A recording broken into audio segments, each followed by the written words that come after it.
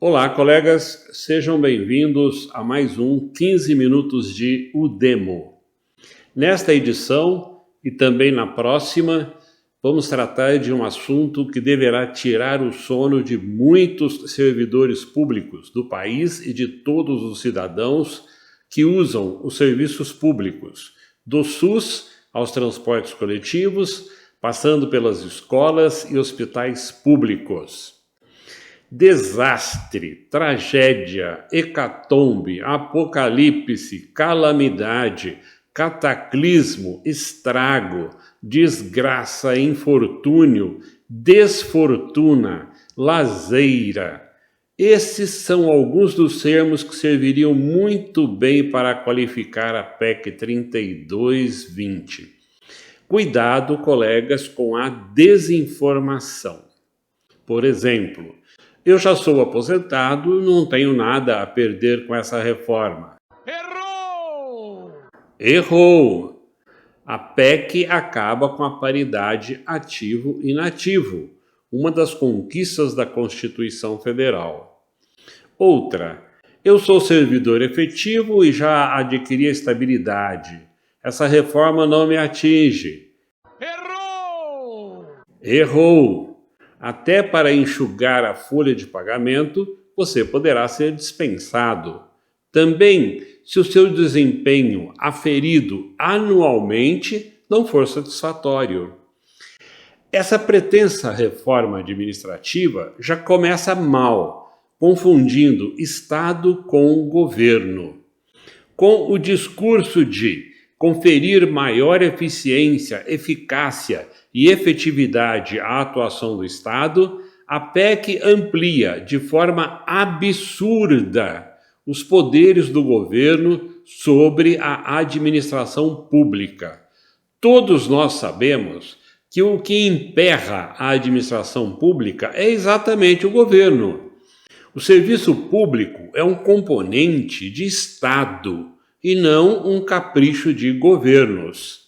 Essa PEC amplia as competências do presidente da República a tal ponto que ele, por meio de decreto, portanto, sem precisar passar pelo Congresso, poderá criar e transformar cargos, empregos e funções públicas. Então, será o verdadeiro "o Estado sou eu", do rei Luís XIV, lá no século XVII, que a gente imaginava já não ter mais lugar no Ocidente, num Estado de Direito no século XXI. Na exposição de motivos, o seu autor, o ministro Paulo Guedes, que conseguiu destruir a Previdência Social e a infraestrutura do serviço público do Chile, alega que a sua tese está alinhada com os estudos e trabalhos dos países do primeiro mundo. Lembramos a esse senhor que nós não queremos os estudos, a teoria dos melhores países do mundo. Nós precisamos dos estadistas que aqueles países têm.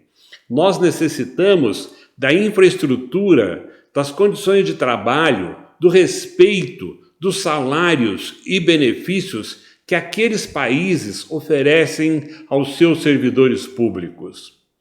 De uma só tacada, vamos perder quase tudo que conseguimos ao longo de um século de história. E isso em nome de um melhor serviço público. Melhorar o serviço público, piorando as condições de trabalho do servidor público, isso é, no mínimo, um contrassenso. Na verdade, colegas, trata-se de preparar o terreno para a terceirização e a privatização desses serviços, quando, então, os governos vão poder ficar livres, de uma grande responsabilidade social, que, ao contrário, deveria ser a maior preocupação deles. Aliás, até a linguagem usada no texto tem um viés empresarial. Isso só ocorre onde as áreas sociais, educação, saúde, segurança, transporte coletivo não são prioridades, como é o caso do Brasil. Num primeiro momento, numa leitura rápida, alguns colegas levantaram alguns pontos supostamente positivos na PEC. Por exemplo, ela limita as férias dos servidores públicos a um máximo de 30 dias por ano. Ela veda a aposentadoria compulsória como modalidade de punição.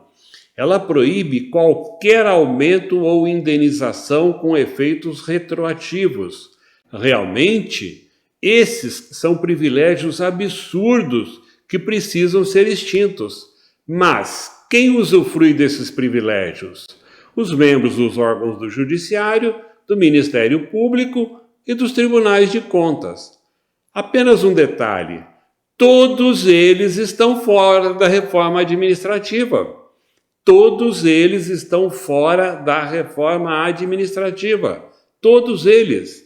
Essa PEC não atinge os órgãos do Poder Judiciário, o Ministério Público e os Tribunais de Contas.